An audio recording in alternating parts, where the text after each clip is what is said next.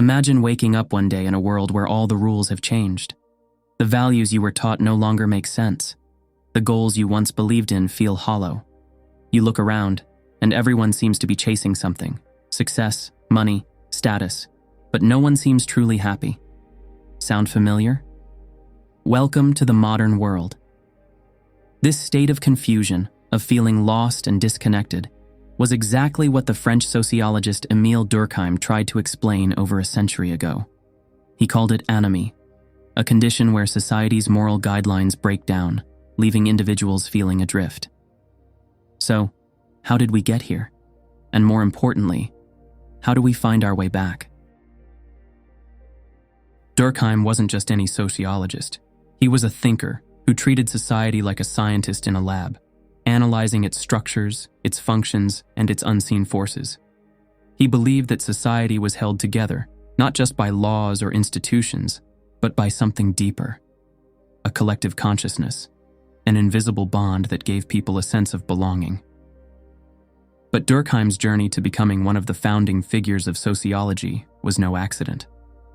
Born in 1858 in France, he grew up in a world dominated by traditional religious values. Yet he took a different path. He was fascinated by the idea that human behavior wasn't just a matter of individual will, but was shaped by external forces, by the society itself.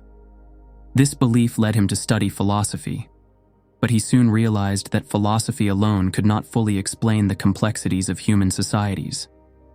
Instead, he sought to apply a scientific approach to understanding society, believing that just like biology and chemistry had laws governing the physical world, human societies must also have their own underlying principles. In 1893, he published The Division of Labor in Society, where he explored how modern societies were becoming more individualistic and specialized. While in traditional societies, people shared common values and a strong sense of togetherness, modernity had created a system where people were increasingly dependent on one another, but ironically, more disconnected than ever. Then came the Industrial Revolution, capitalism, urbanization. Everything that once felt stable was now shifting. People left their small villages for big, crowded cities. The traditions they had grown up with no longer applied. The old ways were fading, but nothing new had replaced them. And that's when anomie took hold. Durkheim realized that in times of rapid social change, when the established norms collapse and new ones have yet to form, people are left in a state of confusion, uncertainty, and despair. Society, which once provided meaning, no longer offers clear guidance. When the rules disappear, when the old guideposts vanish, where does a person turn? Durkheim tackled this question head-on in one of his most groundbreaking works, Suicide. He argued that suicide wasn't just a personal tragedy, but a symptom of a deeper societal crisis. He identified different types of suicide, including anomic suicide, which occurs when individuals experience extreme instability, whether due to economic crisis, sudden wealth, or drastic social change. For Durkheim, the issue wasn't just about individuals making personal choices.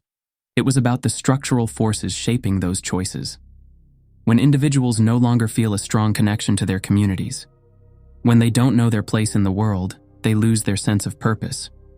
And in modern times, this crisis has only intensified. If Durkheim were alive today, he'd probably say we are living in the golden age of anomie. Look around. What do you see?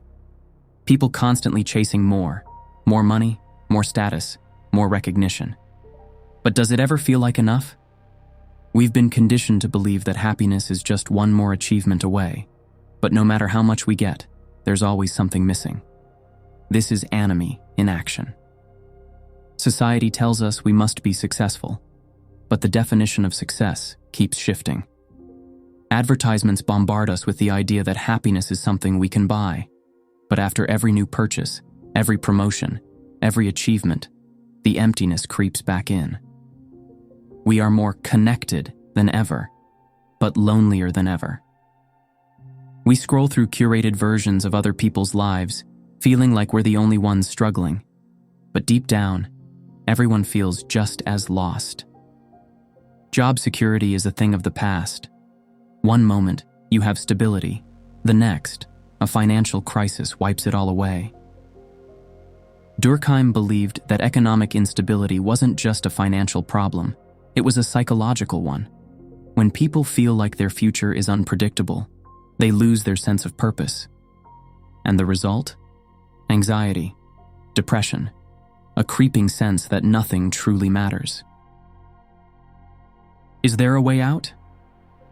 So, if anomie is caused by weakened social bonds, then maybe the solution is to rebuild them. Instead of endless competition, we need real human connection. Strong friendships, supportive communities, and shared experiences can help bring meaning back into our lives. A society isn't just a group of individuals. It's a web of shared beliefs, traditions, and goals. Maybe it's time to rethink what truly matters. Instead of seeing success as an individual pursuit, perhaps true fulfillment comes from shared achievements, from working towards something greater than ourselves. Where do we go from here? Durkheim left us with one of the most important questions of all time. Does true happiness come from absolute freedom, or does meaning come from belonging to something greater than ourselves? Modern society has given us unlimited choices, but it has also left us feeling unmoored. Everything is possible, yet nothing feels certain. The old structures have crumbled, but we have yet to build new ones. So maybe the answer isn't to turn back, but to create new connections, new communities, new forms of meaning. Because in the end, we are not strong alone. We are strong together. Thank you very much for watching and listening. The video is over.